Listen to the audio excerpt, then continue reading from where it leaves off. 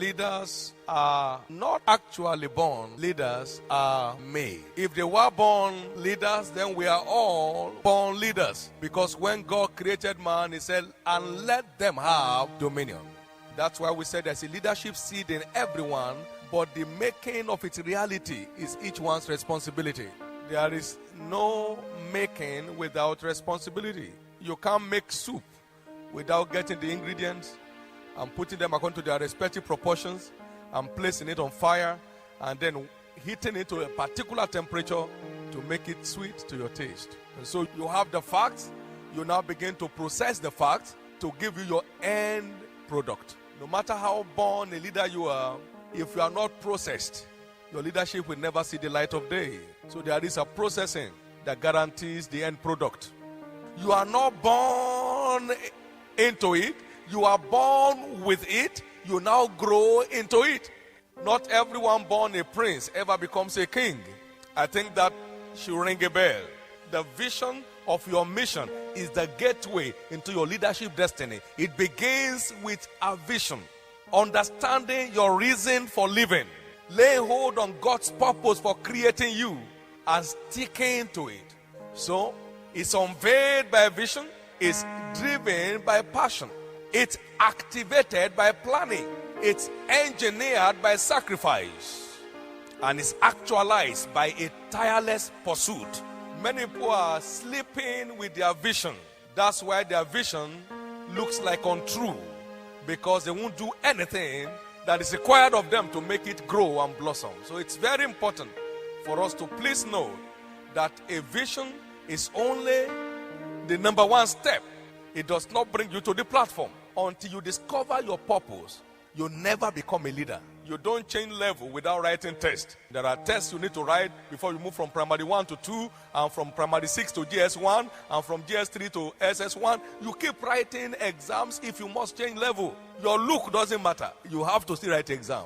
Your punctuality doesn't matter. You still have to write the exam. Even though you have your hobbies, it takes your book to pass the exam. Your book is the principal requirement for passing exam. It's not your hobby. Singing may be your hobby. If you don't know the book, you will fail. That's why in this kingdom, every exam is tied to the book. So after all the dancing, after all the jumping, after all the humor, after all the drama, if you don't check the book, you fail. Now, the only guarantee to change level is to be addicted to the book. Joshua 1:8, Deuteronomy 28 and verse 1.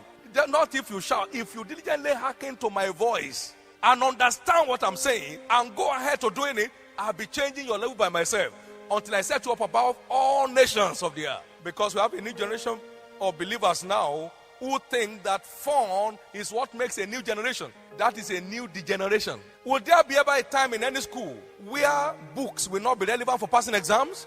In fact, it's the only thing needed for passing exam. So whatever day the study of the Bible is substituted for any other spiritual hobby, you are finished.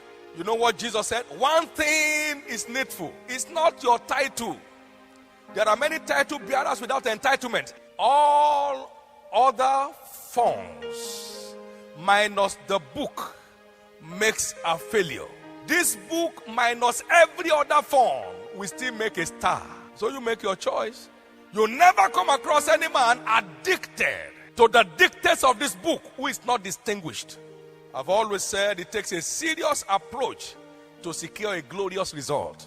So how much of the truth in this book I adapt myself to determines my leadership rating in the ultimate. I say, you know the difference between wine and every other drink. Wine has a very strange lifespan. You have some wines today that have been 200 years old. There are 1870 something years old of wine still in the bottle and still glistering. When you partake of the wine of the world, you live under its fresh influence perpetually. I had a word back in 1970. God is not slow, and it kept ringing forever. God is not slow. That imparted upon my life the spirit of patience in the pursuit of every discovery I make in the world. If you have been here, Lord, our brother would not have died. He said, forget it. When I come, everything answers to my authority.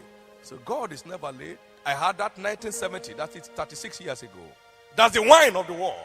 So life is reduced to a burden except you are running with a vision or burning with a passion or trading with your talent.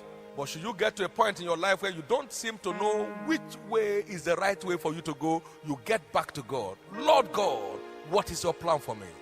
Because if you follow your own plan, you will pay the way. And no one has the power to pay that.